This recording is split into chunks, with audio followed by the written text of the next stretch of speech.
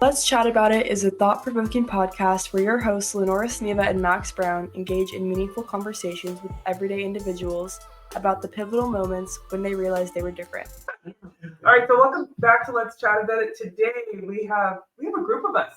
So my name's Lenora, and I'm with some people from my church, and Twylla Moore is going to actually speak today and share her story. But maybe we could go around the room, and all of these people actually have been on the show already. So maybe we could just quickly kind of go around the room and have everyone introduce themselves. So we'll start with you, Malcolm. Malcolm Carroll. I'm Joe, never used piano. I'm Lenora. I'm Craig. And I'm Twylla. All right. Hey, everybody. All right, so Twylla, tell us a little bit about yourself. Oh my gosh. Okay. Where do I want to start? I was born in Seattle and raised in Bellevue, and went to lived in the Renton School District. So went to Renton schools, although the Bellevue schools were like right down the street pretty much. Is that some busing going on? Or is it just no. Just wait. Oh yeah, because Bellevue and Renton are so close. Yeah. Okay. Yeah. And so our family had moved. My dad was in the service, and he had been in Germany. We all had been in Germany, and one of my brothers was born over there. So when we came back here, I think about first grade is where I started in Hazelwood Elementary School. Mm-hmm. And I can remember at that time being the only Black person there. And I remember one of the guys during playground time had called me chocolate. And I remember coming home and telling my mom, and she said, well, tell me this, would you rather be a chocolate bar or a vanilla? And I said, chocolate. She said, that's right. So, and so that was the end of that. It was kind of, when I was even thinking about this interview, I was thinking so much of my childhood, I didn't really associate with being different. Mm-hmm. And that's because one of the things in our family, we never talked about it. Mm-hmm. And so I always took everything at face value, and I took people at face value. You know, I didn't see color. Mm-hmm. I didn't see color until I was actually grown. Mm-hmm. I look back and I think I can remember going to the store with my mom, like Bellevue Square, a long time ago. And I can remember a lady trying to striking a conversation with my mom. But yet, while she's doing that, she's also rubbing my arm, but my mom was just talking like everything's normal. So I'm like, okay, so I'm saying, okay, everything's normal. So when I get with my mom, I was like, Mom, why was she rubbing my arm? And she said, oh, she just wanted to see if the color was going to come out. So I mean, and like, my mom just matter of fact, so yeah, well, it didn't. Where's your mom from? Kansas. Kansas, okay. Leavenworth, Kansas. Okay. Both my parents are from Leavenworth. Right. Yeah. So, I can remember just so many different things that happened. But like I said, it wasn't talked about in our family, and so I never really thought it was it was an issue. Right. Yeah. Went to junior high. Didn't really have any issues there. When I got into high school, it was more noticeable because there were probably maybe about 15 Blacks in the whole school. But then with me, because I took everything at face value, the Blacks would make fun of me because I wasn't hip, so to speak. Okay. And then I felt more comfortable with the whites. That's just how it was. And so that's how basically I've been my whole life. When I get around a whole bunch of people of color or Black people, I get to feeling uneasy because I was raised with whites. I really was. And So mine is just a different dynamic Mhm. because a lot of times when I get around Black people, they would point out that I'm different. Okay. Or they would say, oh, you laugh different. Or Right. you talk different. Exactly. And then, or another big thing is they find out I lived in Bellevue, Right. and that was like, oh no, you're snooty. You know, so my thing has always been, you know, being accepted of my own people, so to speak. Right. And you know, feeling like, you know, something's wrong with me. Mhm. You know? So that's kind of how my childhood was. Yeah. Wow. What questions do you all have? Anybody want to jump in?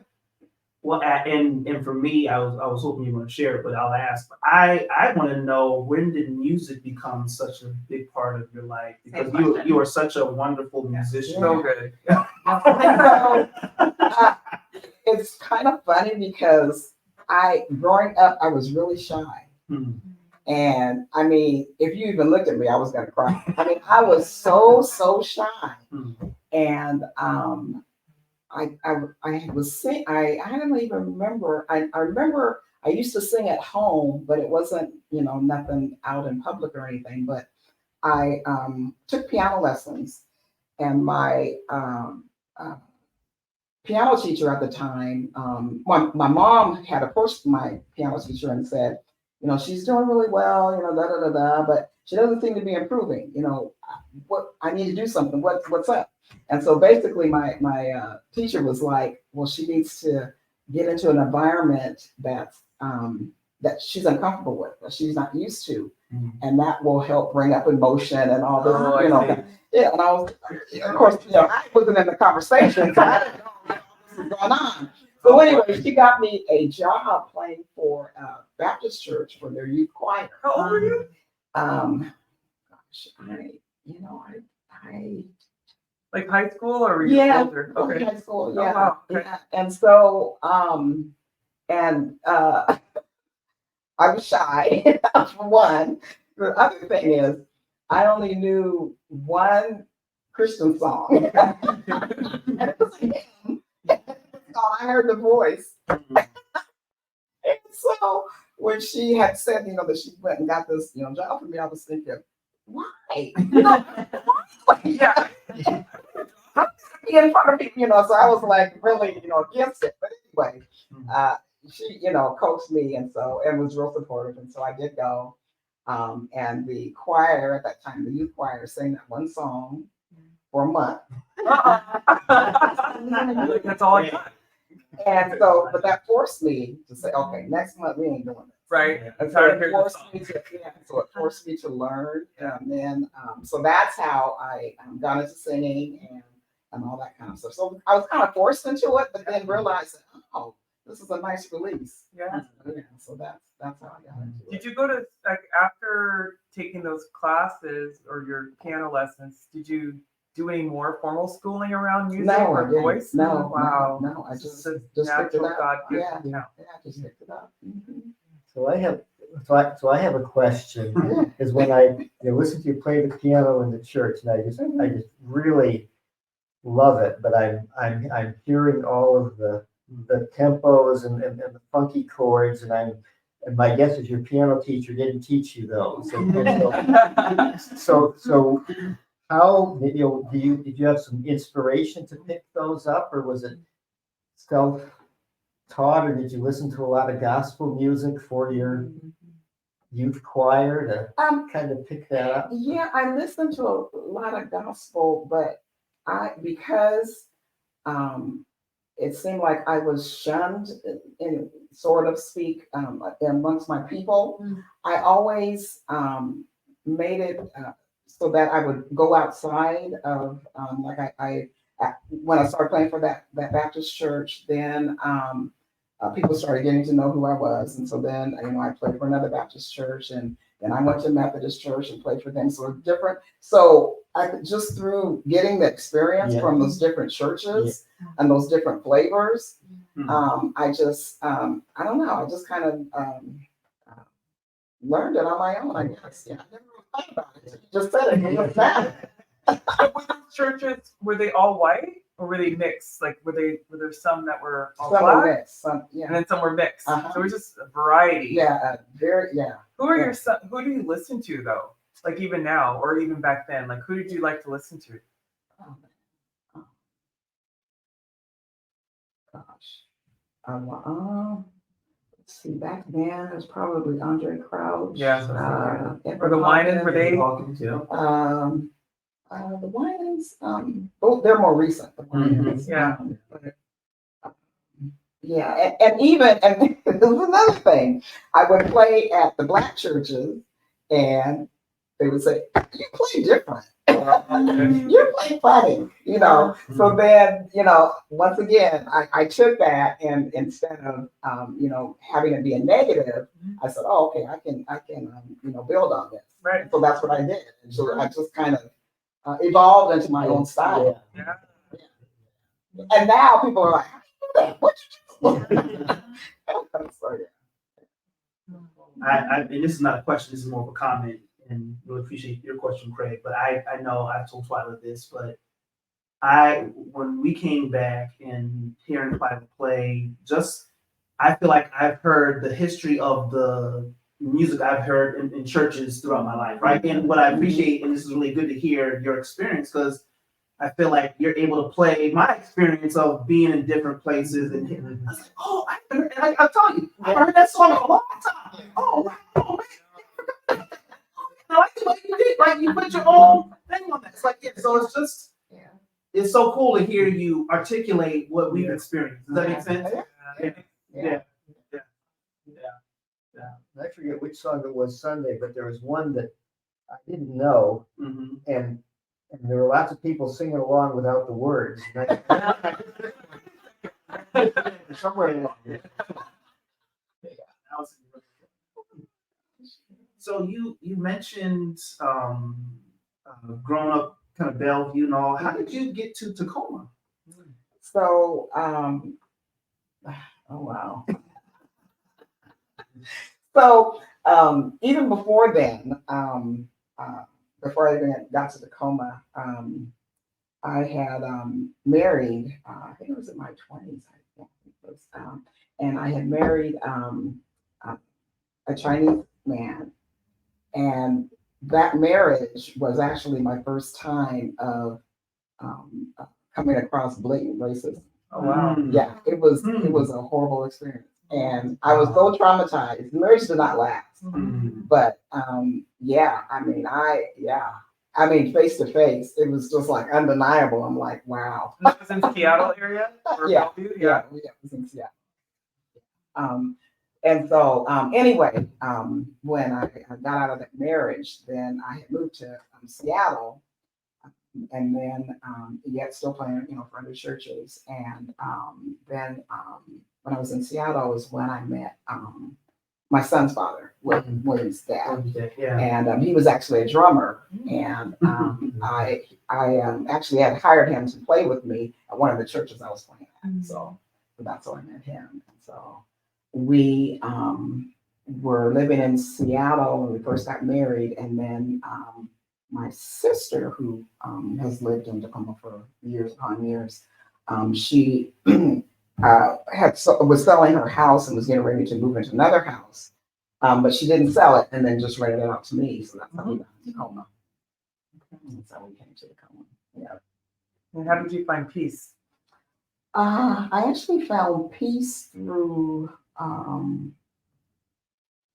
one of the other things that I was involved in musically was I've always done prison ministry.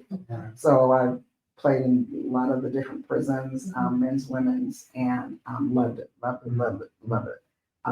Stopped when COVID happened. Yeah. So one of the ladies had asked me to play for one of their services, Lutheran, and she had a guest speaker, and the guest speaker was someone actually I had known from my childhood, Andrew Barnes. Yeah. And so anyway, so Andrew is the one that told me about that. Okay. Yeah. Sometimes I was at a Pentecostal church in Seattle for 4 years, and and I feel like sometimes when you're playing, I feel like you could go longer. Oh yeah. Right. Definitely. Oh, yeah. Right? Like I feel like, oh, she's not done. Uh-uh. But she's done, but she's not done. Oh yeah. Oh yeah. Because at a Pentecostal church, you know, you just keep playing. Yeah. You don't stop. Exactly. Yeah. Yeah. I've played at revivals that have been like 30-day revivals. I mean, every night. I mean, when I think back, I have played a lot. All of your life. Yeah. I'm Pentecostal. They don't have mercy on you.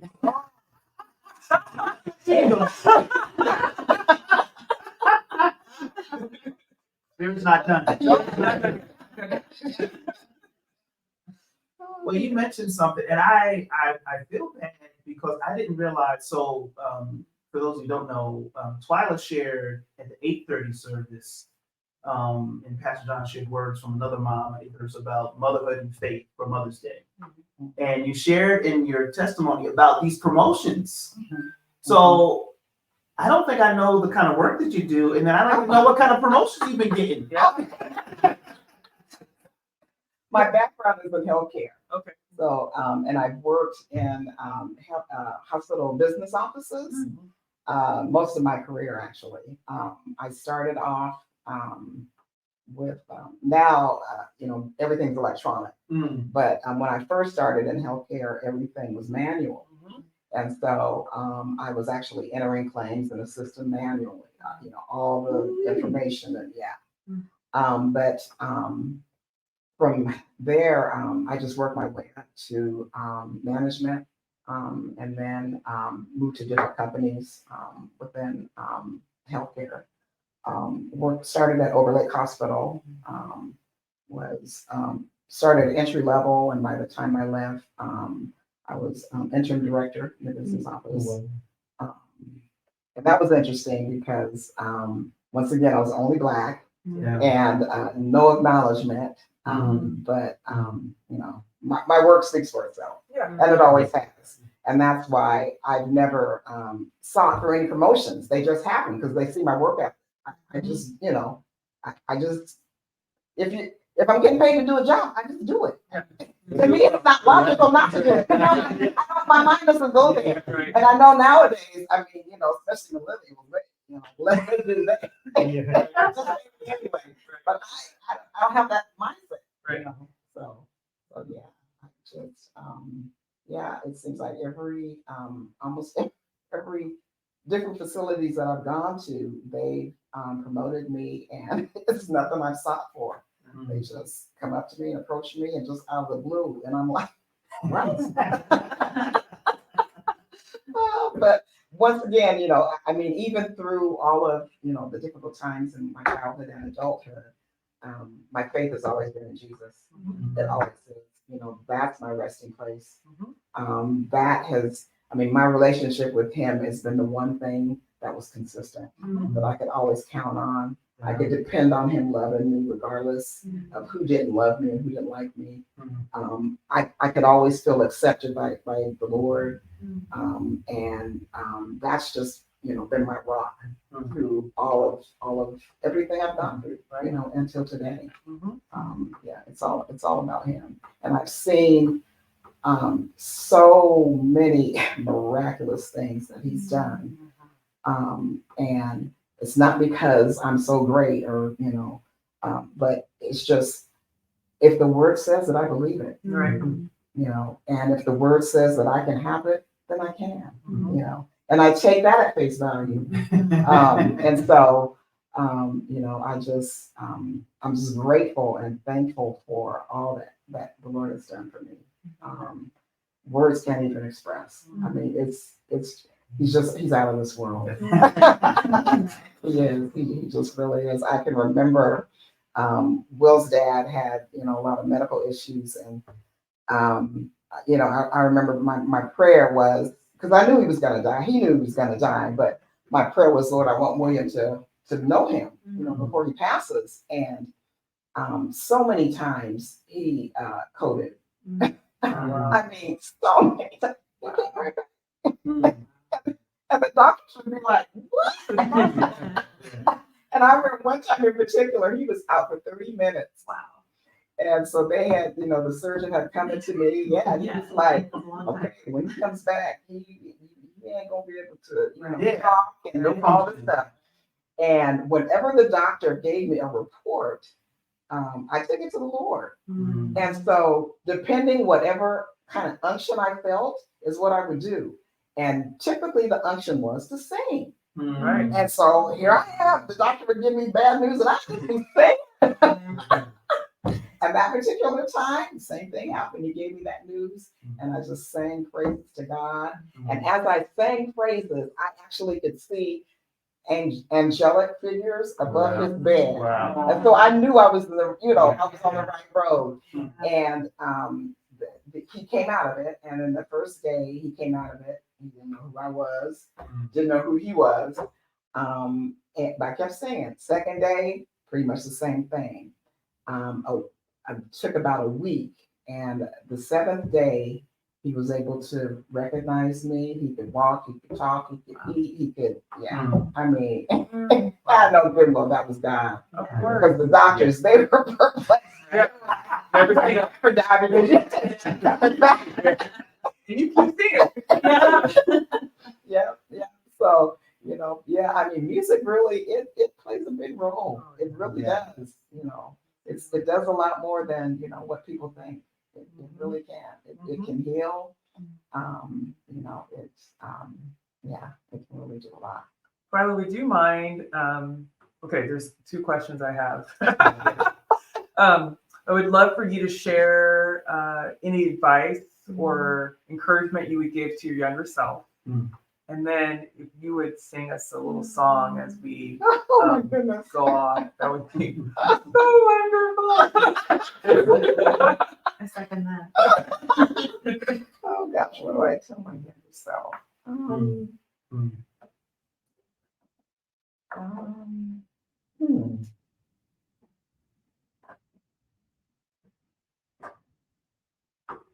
I think I probably would tell my younger self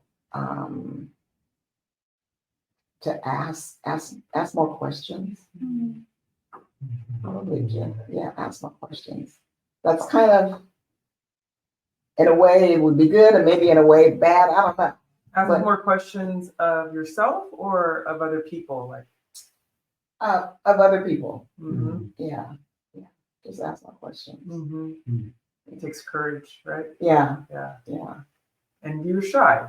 Yeah, Yeah. very shy, very shy. Yeah.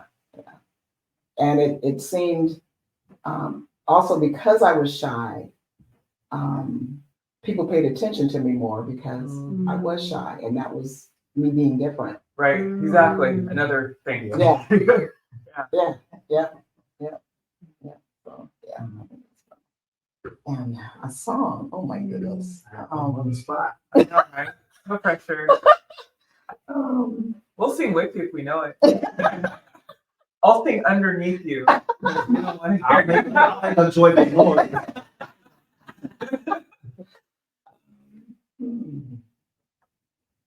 Let me see. Okay, I think this song can. Let's see. If everybody loved Jesus, what a wonderful world this would be. Oh, if everybody loved Jesus, what a wonderful world this would be. Oh, if everybody loved Jesus, what a wonderful world this would be. And if everybody loved Jesus, What a wonderful world this would be. Thank you. Amen. Amen. Thank you so much, Twylla. Thank you for joining us. Appreciate you. Thanks for having me. Yeah.